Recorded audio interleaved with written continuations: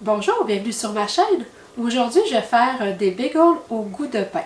Donc, vous allez voir sur mon site deux recettes de bagels. Donc, j'ai celle-ci, puis j'ai aussi une autre recette de bagels qui est une pâte faite avec du fromage. Les deux, c'est vraiment deux très bonnes recettes qui donnent d'excellents bagels. Mais aujourd'hui, j'avais le goût de faire la recette au goût de pain. Donc, j'alterne entre les deux recettes. Comme ça permet d'avoir plus de variété. Et puis c'est toujours pratique d'avoir des bagels dans le congélateur. C'est délicieux avec du fromage à la crème ou encore fromage à la crème et saumon fumé. Ou encore on peut se faire un sandwich aussi avec les bagels. Donc comme le retour au travail c'est pour bientôt, il faut planifier les lunchs et puis les bagels, ça s'apporte très bien au bureau. Donc je m'installe et je commence ça dans quelques secondes.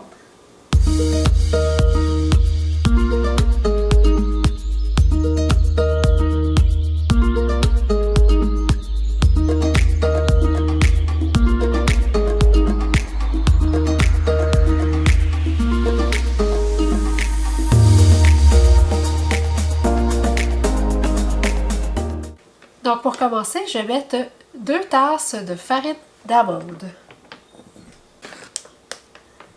Ensuite, je vais mettre 1/3 de tasse de graines de lin moulues. Donc j'utilise ceux-là. Donc pour cuisiner, ça vaut la peine de toujours prendre de la graine de lin dorée. Ça donne un meilleur goût et une meilleure texture. Donc dans les recettes, ça vaut la peine d'utiliser la graine de lin dorée. Donc 1/3 de tasse.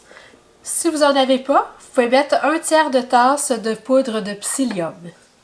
Ensuite, je vais mettre 1/4 de tasse de protéines, donc d'isolate de protéines.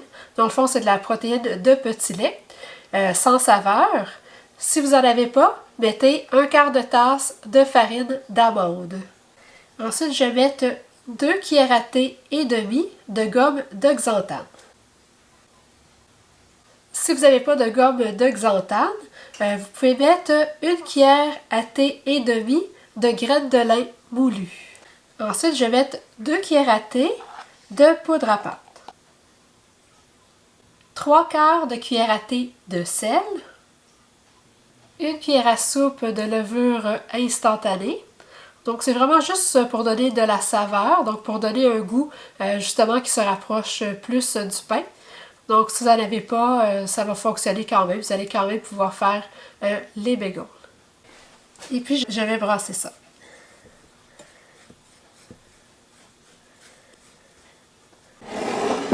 Donc, je vais mettre ça de côté. Et puis, je vais prendre un autre bol. Je vais mettre une demi-tasse d'eau chaude.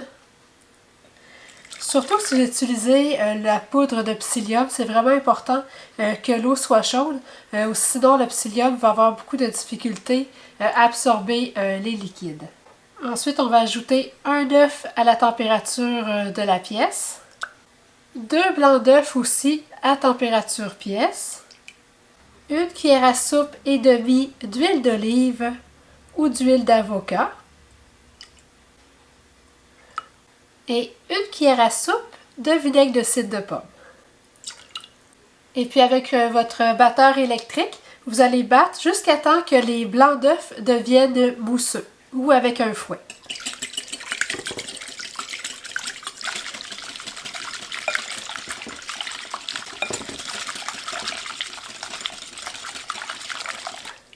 C'est vraiment pas long, puis le mélange devient mousseux. Voyez-vous, il y a une mousse sur le dessus, donc c'est ça qu'on recherche. Donc là, j'ai ajouté la moitié du liquide à mon mélange sec. Et puis je vais brasser.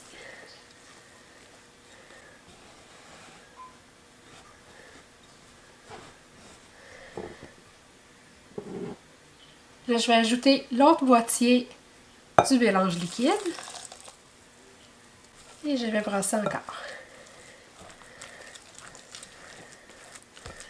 Jusqu'à temps qu'on obtienne une belle pâte lisse.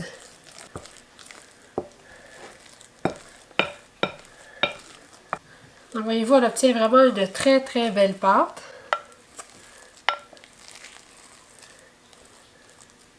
Donc là, on va recouvrir une plaque de cuisson, soit d'un papier parchemin ou encore d'un tapis de silicone. Donc c'est important d'avoir un bol d'eau pour pouvoir se mouiller les doigts.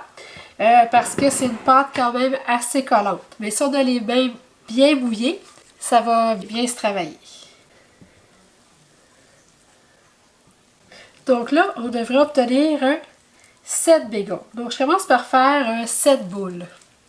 Donc pour avoir des bagels vraiment exactement tous de la même grosseur, vous pouvez peser votre pâte et puis diviser le poids par 7. Ben à l'œil, ça va aussi. Donc c'est vraiment ça le truc pour que ça aille bien, c'est vraiment d'avoir toujours les mains bien mouillées. Donc là, on va commencer à former les bagels. Vous allez voir, c'est comme jouer avec de la plasticine. Ah, c'est vrai, tantôt je t'avais dit que j'avais 2 recettes de bagels, mais j'avais oublié les excellents bagels à la cannelle aussi, que j'ai déjà fait en vidéo. Je vais vous mettre le lien juste ici en haut. Ils sont très bons aussi, les bagels à la cannelle. C'est sûr qu'ils sont moins polyvalents que les bagels au goût de pain. Les bagels à la cannelle, c'est vraiment plus pour le déjeuner. C'est une pâte qui se travaille vraiment bien. C'est juste qu'elle est collante un peu. Donc on lui donne vraiment une belle forme de bagel, avec un trou quand même assez prononcé, parce qu'en cuisant, le trou va se rapetisser un peu. Donc voici mes 7 bagels qui sont formés. Donc là, je vais les laisser reposer au four, avec la lumière allumée, pour 20 à 60 minutes. Donc plus qu'ils vont reposer longtemps, plus qu'ils vont être moelleux. Donc si vous voulez avoir des bagels plus denses, laissez-les reposer seulement 20 minutes. Donc là, mes bagels ont fini de reposer. Je les ai laissés reposer une cinquantaine de minutes. Donc quand vous voyez qu'ils sont bien gonflés, là, vous pouvez les sortir du four. Donc là, je vais préchauffer mon four à 375 degrés Fahrenheit. Donc là, c'est vraiment une étape optionnelle. Donc vous pouvez les badigeonner de blanc d'œuf ou de jaune d'œuf. Donc moi, je vais les badigeonner de jaune d'œuf parce qu'il nous reste 2 jaunes d'œuf après avoir fait la recette. Parce qu'on a mis 2 blancs d'œufs dans nos bagels. Donc je vais utiliser le jaune d'œuf qui me reste. Donc dans le fond, vous n'êtes pas obligé, vous pouvez les mettre au four là, sans les badigeonner de blanc d'œuf ou de jaune d'œuf. Ce que ça permet quand on les badigeonne, on va obtenir des bagels plus dorés, avec une plus belle couleur. Et puis ça permet de faire coller dessus si vous voulez mettre du sésame ou des graines de pavot. J'aime bien utiliser ce mélange-là qui est un mélange déjà tout fait pour les bagels. Donc ça contient de l'ail déshydraté, des oignons déshydratés, du sel de mer, graines de sésame noir, graines de pavot, puis de l'huile de tournesol. Donc il faut en mettre juste un peu parce que c'est quand même assez salé. Mais vous pouvez tout simplement mettre, si vous avez des graines de sésame ou des graines de pavot, c'est vraiment parfait. Dès que mon four va avoir atteint sa température, je vais pouvoir faire cuire mes bagels pour 20 à 25 minutes. Donc dès qu'ils vont être bien dorés, vous allez pouvoir arrêter la cuisson. Donc je vous reviens dès que la cuisson est terminée. Donc les bagels viennent de sortir du four. Ils sont vraiment beaux, très bien dorés. Donc là, vous allez avoir le goût des couper tout de suite. Mais malheureusement, il faut être patient. Il faut idéalement attendre qu'ils soient complètement refroidis avant de les couper. Ou si vous êtes vraiment trop pressé, il faut attendre minimum 20 minutes avant de les trancher. Donc j'ai attendu 20 minutes parce que j'ai trop hâte de vous montrer l'intérieur. Donc on obtient vraiment de très très beaux bagels. C'est dur à croire qu'ils sont sans gluten.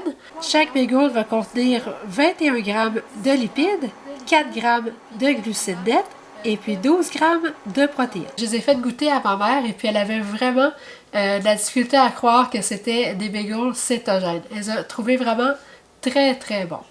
Donc j'espère vous avoir donné le goût de cuisiner des bons bagels sans gluten au goût de pain. Comme vous avez pu voir, c'est vraiment simple à faire et puis on obtient des très beaux bagels.